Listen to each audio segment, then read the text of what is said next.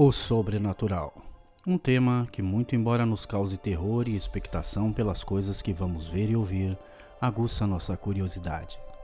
Quem nunca parou para ver ou ouvir sobre algo que vai além da imaginação?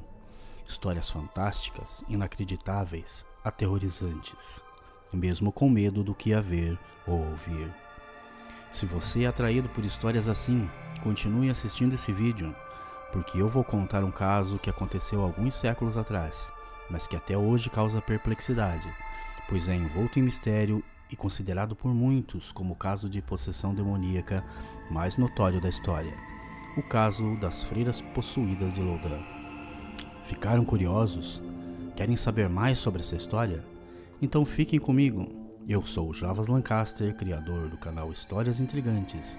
Esse é o meu primeiro vídeo e espero que vocês gostem. Peço que se inscrevam no canal, curtam, compartilhem, ativem o sininho das notificações para ver mais histórias como essa e aguarde um segundinho porque já já eu volto para contar a história intrigante de hoje.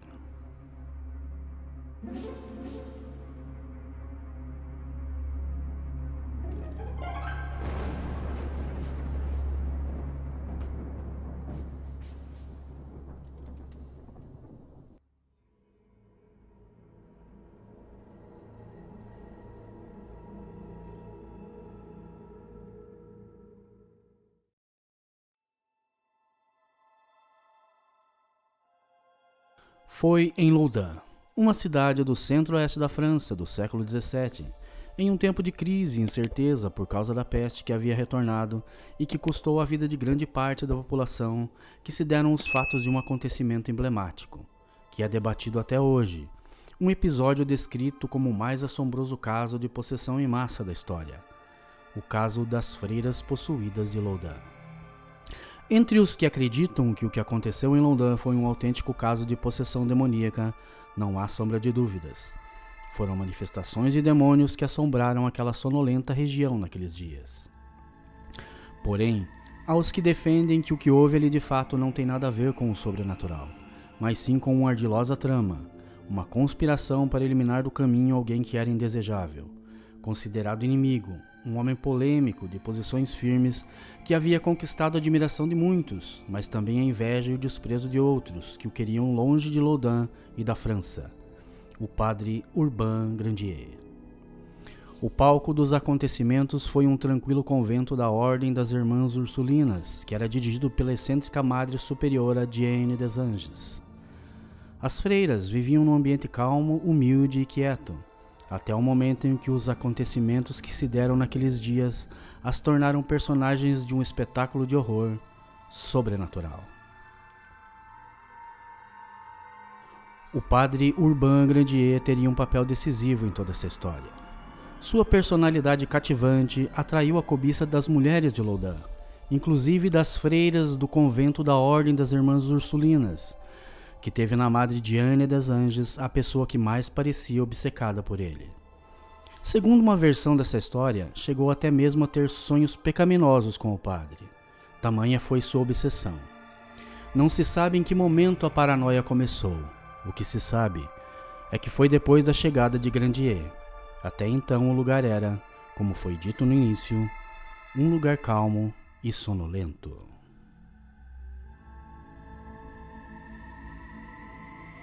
Verdade ou mito, o fato se encontra amplamente registrado, não só nos documentos da Santa Inquisição, mas também nos registros dos tribunais civis. Há também registros na literatura, em diversos livros de magia e de relatos de casos sobrenaturais. Está bem registrado também entre os padres, freiras e populares de Loudun. Numa visita ao local, qualquer guia turístico relata com riqueza de detalhes o que aconteceu. O caso é uma referência a uma visita às igrejas e ao convento, que hoje é um popular museu da região.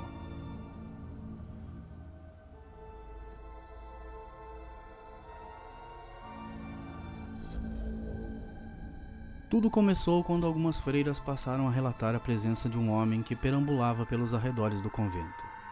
Visto por detrás dos muros, parecia observar com curiosidade o lugar onde as religiosas viviam, cerca de 50 freiras e noviças. Com o passar do tempo, a presença do tal homem era cada vez mais frequente, e era notado não só pelas freiras, mas por mais testemunhas. E ele já não era visto apenas atrás dos muros, mas circulava pelo interior do convento, pelos pátios, pelos corredores, foi visto até circulando pela capela.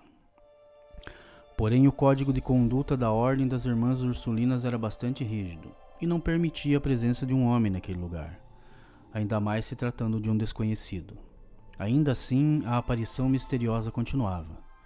No início se manifestava com uma aparência amável e humilde, parecia ter um aspecto quase angelical, o que fez com que as freiras imaginassem tratar-se de um milagre.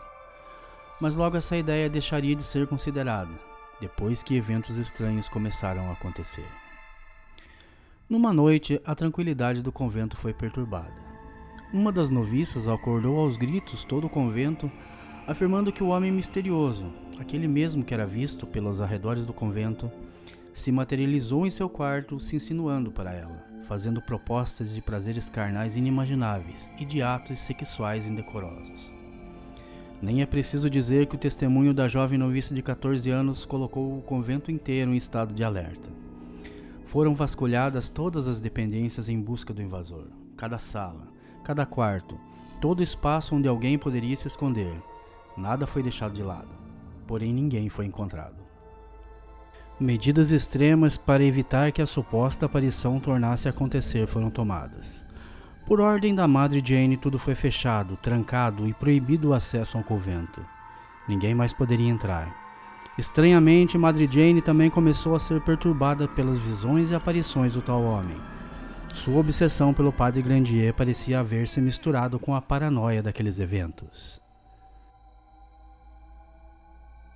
Devido a esse acontecimento sem explicação, o temor que surgiu era de que, não sendo encontrada uma explicação lógica para aquilo, começasse a se espalhar a ideia de que se trataria de manifestação demoníaca, de que algum espírito maligno tivesse se manifestado ali para atormentar as freiras e perturbar a paz no convento. Um clima de terror se apoderou do lugar. Não se podia saber se era mesmo um demônio que se havia manifestado ali, ou era um caso de perturbação mental, algo como um delírio. Disso não se sabia. O certo é que, por conta da vida em isolamento, as severas restrições e o rígido código de conduta a que as freiras eram submetidas criaram as condições ideais para o misterioso e dramático caso que ocorreu naquele lugar.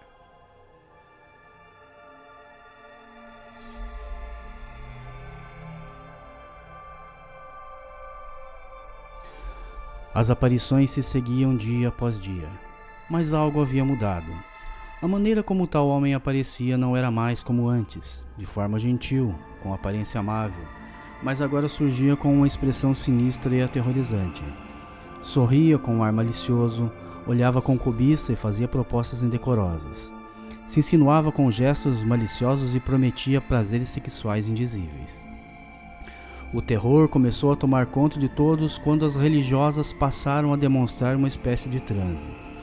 Se contorciam, rolavam pelo chão, tinham convulsões e tomadas por algum tipo de dominação espiritual, falavam numa linguagem estranha, um idioma que não parecia em nada com alguma língua conhecida, e para causar um terror ainda maior, gritavam, falavam palavrões e se insinuavam com malícia e sensualidade exagerada, se tocando e fazendo poses eróticas.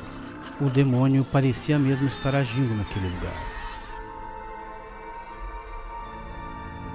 Apesar de todos os esforços no sentido de eliminar da cidade aqueles rumores de possessão, um drama maior ainda estava por vir. Certo dia, depois de uma dessas manifestações macabras, uma das freiras acusou o padre Urbain Grandier de ser o tal homem das aparições. Padre Urbain Grandier havia sido designado pároco da igreja de Saint-Pierre du Marché e estava à frente dos trabalhos na igreja desde 1617. Não tinha uma boa reputação entre a comunidade. Havia o boato de que ele perseguia mulheres e as seduzia, inclusive tendo engravidado uma delas. Anos antes, tinha sido acusado de ter comportamentos imorais que não combinavam nem um pouco com sua condição de sacerdote, tendo sido julgado e preso por sua conduta. Porém, devido à sua influência junto a homens poderosos, conseguiu se ver livre da prisão. Havia ainda sobre ele a suspeita de que na juventude teria tido envolvimento com magia negra, inclusive tendo feito um pacto com o diabo, através de uma carta assinada com seu sangue e com a assinatura de vários demônios, como Asmodeus, Zebulon, Abaddon, entre outros principados e potestades malignos, e que sua vida de religioso não passava de um disfarce. Rico e bonito, tinha carisma, um poder de persuasão e oratória que faziam dele alguém que atraía a atenção das pessoas. De posições polêmicas, tinha um discurso forte que muitas vezes batia de frente com os interesses da coroa francesa, o que atraiu para ele a cobiça e inveja de inimigos que viam nele uma ameaça, alguém cuja presença naquele lugar era indesejável. Por isso até hoje paira sobre este caso a suspeita de que os eventos que se sucederam em Lodan tinham todas as características de, ao invés de ser um autêntico caso de possessão demoníaca, não passar de uma trama bem engendrada para eliminar do caminho um adversário.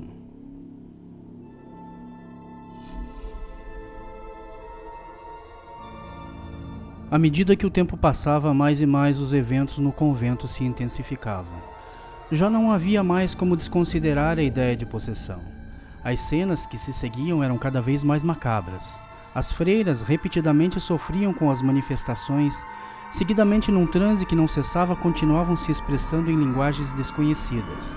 E para tornar aquilo ainda mais assustador, o que se ouvia era um conjunto de vozes que não eram delas, parecendo estar dominadas por mais de um espírito. Segundo relatos, tinham uma força sobre-humana, levitavam, moviam e arremessavam objetos sem tocar neles. Se contorciam, gemiam, urravam e num espetáculo de horror indescritível, sua fisionomia parecia deformada e com um ar de deboche satânico proferiam blasfêmias. Já não havia mais como esconder o que acontecia ali. Havia se tornado público. Quem passava pelos arredores ouvia vindo do interior do convento os gritos. Eram xingamentos horríveis, palavras de blasfêmia contra Deus e o sagrado. Tudo era muito perturbador.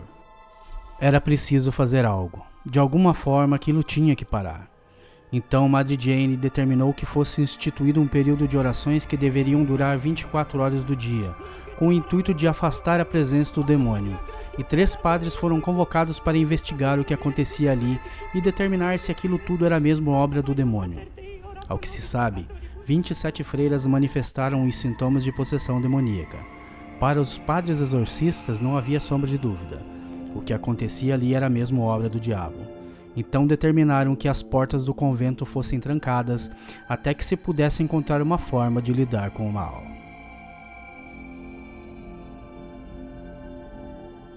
Escritores da época relataram em obras esses acontecimentos, descrevendo as mais dantescas cenas de horror jamais vistas. Segundo seus relatos, as religiosas passavam de um estado de calma para as mais horrendas formas de manifestações diabólicas. Elas se lançavam contra as paredes, batiam com a cabeça, se agitavam e se feriam, gritavam tanto que ninguém conseguia ficar no mesmo ambiente.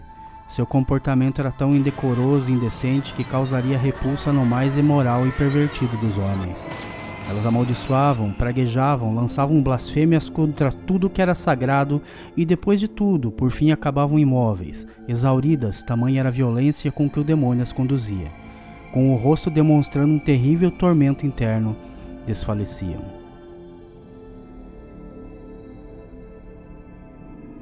A batalha contra as forças do mal e das trevas continuava e os padres tentavam seguidamente o ritual do exorcismo para libertá-las dos demônios, mas não tinham sucesso. As manifestações pareciam cada vez mais intensas e o que se via eram cenas de horror cada vez mais macabras. Seus corpos se contorciam, pernas e braços se esticavam parecendo que cresciam à vista dos presentes nos rituais de exorcismo. Quando um dos padres mostrava o crucifixo e fazia orações, elas pareciam ensandecidas e atacavam com fúria o sacerdote.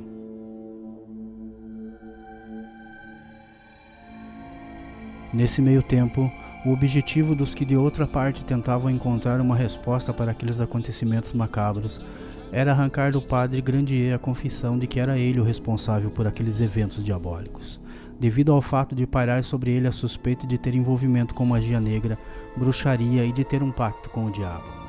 Como Grandier não confessava, pois se declarava inocente, foram impostas a ele as mais terríveis formas de tortura à disposição. Teve o corpo todo raspado com o objetivo de encontrar supostas marcas do diabo, as quais acreditavam os que o acusavam de que ele as tinha tatuado no corpo. Suas pernas foram quebradas e seus pulsos torcidos até se partirem. Em meio à tortura, algumas freiras tentaram defender o padre, até mesmo a Madre Jane, dizendo que o que estava acontecendo era uma injustiça, que Grandier era inocente. As tentativas de livrar Grandier da acusação fizeram com que uma nova comissão viesse analisar o caso. Mas a despeito de todas as tentativas de inocentar o padre das acusações, a corte já havia tomado uma decisão, e os testemunhos das freiras confessando a farsa eram vistos como estratégia do diabo, que as manipulava mais uma vez com o objetivo de livrar seu servo. Nenhum testemunho a favor do padre era admitido. Os que tentavam testemunhar a favor eram presos e acusados. Somente quem falava contra Grandier era admitido como testemunha.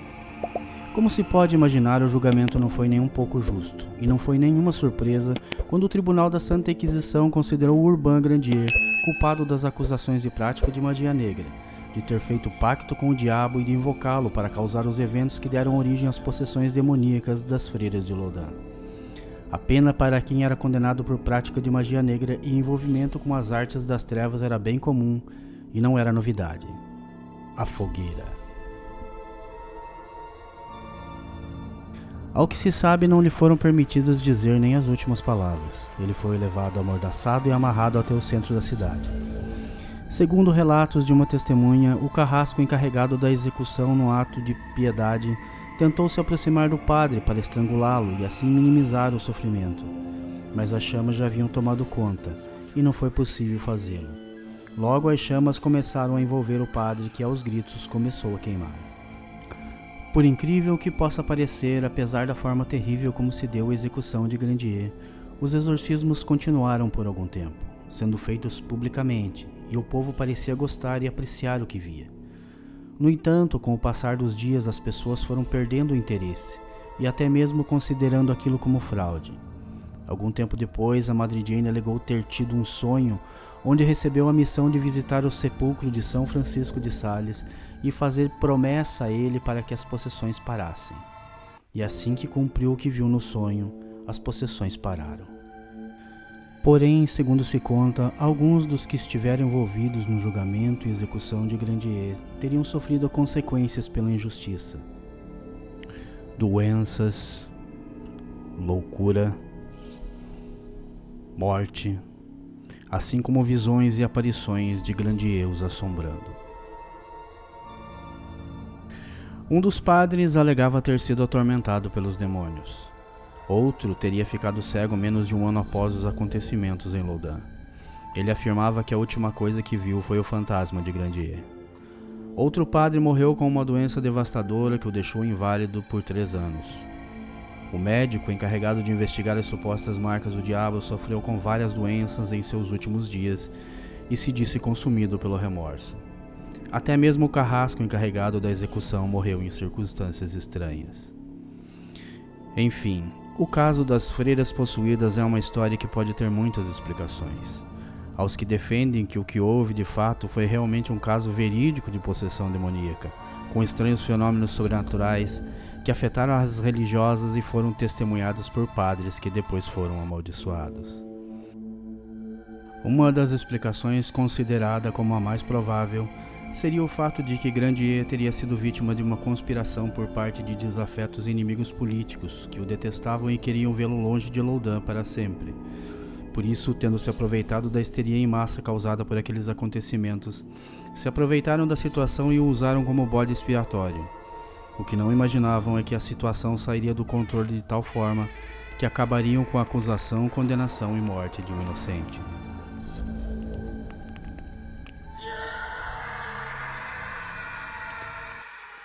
O que houve naqueles dias permanece envolto em mistério até hoje. Teria sido mesmo um caso autêntico de possessão demoníaca? E se não foi, o que teria levado as freiras, inclusive Madre Jane, a acreditarem estar envolvidas e possuídas por demônios? O diabo agiu naqueles dias, ou tudo não passou de uma trama para se livrar de um inimigo? Seja lá o que for que tenha realmente ocorrido, os acontecimentos continuam ecoando na história como um caso assombroso, um misto de loucura, paranoia, histeria coletiva e obsessão. Essa foi a primeira história intrigante do canal. O meu muito obrigado a você que acompanhou até aqui. Espero que tenha gostado e peço que se inscreva, comente, curta, compartilhe e ative o sininho das notificações para ser avisado quando eu publicar uma nova história. Eu sou o Javas Lancaster. Espero ver você de novo por aqui. Um abraço. Tchau!